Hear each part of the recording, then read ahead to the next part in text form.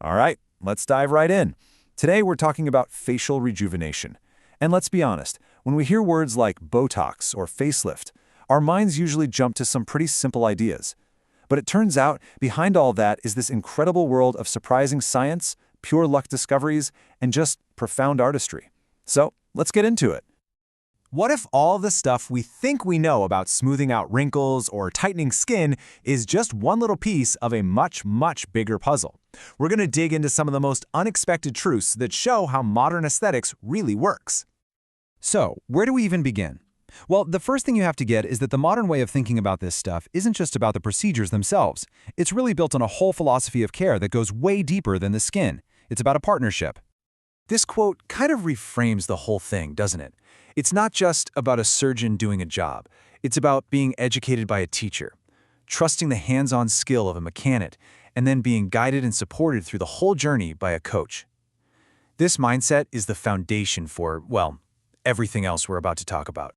You know, it's funny how some of the biggest breakthroughs happen when you're not even looking for them. Let's start with probably the most famous name in aesthetics. You'd think it was designed for beauty from the very beginning, but nope. Its journey to becoming a household name was a complete and total accident. So picture this. It's the early 80s, and an ophthalmologist is working on a treatment for a serious medical issue, uncontrollable eyelid spasms. But then, patients start noticing this wild side effect. The frown lines around where they got the injections, they were just disappearing. That one lucky observation kick-started a revolution in non-surgical treatments. A total accident became a global phenomenon.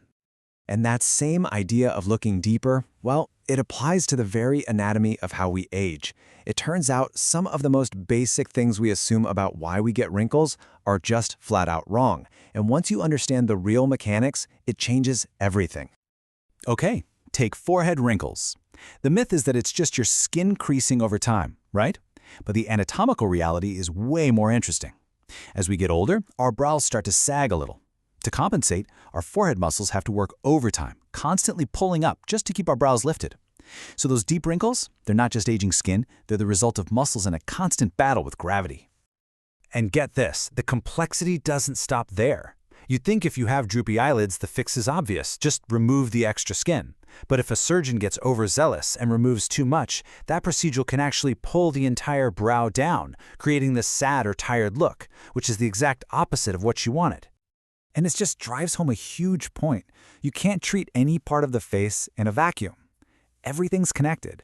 A truly great approach has to be holistic, understanding how tweaking one thing will affect everything else. That's how you get a result that looks elegant and, most importantly, natural. Now, this idea of looking at the whole picture is absolutely critical when we talk about what many consider the pinnacle of facial surgery, the facelift. The word alone can make you think of that unnatural, pulled-too-tight look. But that stereotype, it comes from old techniques that were missing the real problem entirely. For decades, the approach was pretty superficial. The whole game plan was just to remove some extra skin and then pull what was left as tight as possible. But that didn't do anything to address the structures underneath the skin, which is where the real signs of aging were actually happening. And because those older methods weren't fixing the deep foundation, the only way to get a noticeable result was to just keep pulling the skin tighter and tighter. And that's exactly where that unnatural, over-operated look came from, a look the modern approach is designed specifically to avoid. So, what is the modern approach? Well, it's a technique that is so artistically and technically demanding that this number is actually kind of shocking. Less than 1%. You heard that right. This modern gold standard is called the High Extended SMAS Facelift. And instead of just yanking on the skin, it goes deeper, way deeper, to rebuild the face's foundational architecture from the inside out. So, how does it work? Think about it like this. An old facelift was like just putting a new coat of paint on a house with a crumbling foundation. The modern facelift actually rebuilds the foundation. First, the surgeon carefully repositions that deep muscle layer, the SMAS. That's what restores the youthful contours in the cheeks and jawline.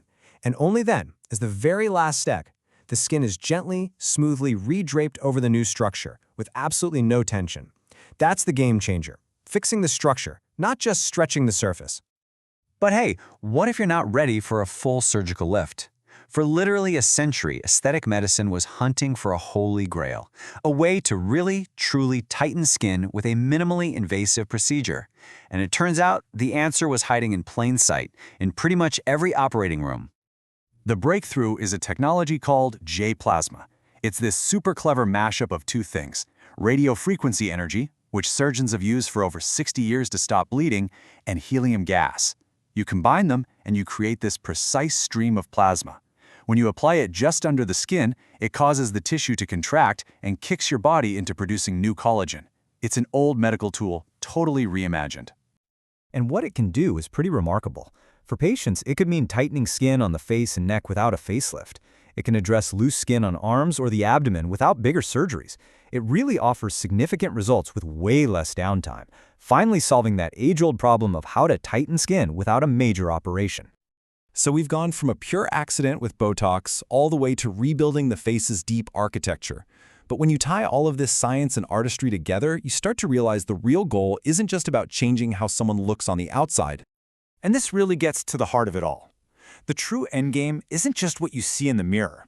It's about using these tools to enhance a person's life, to boost their self-confidence, and to help them live more fully. At its best, it's a tool for well-being. And that leaves us with one final thought to chew on.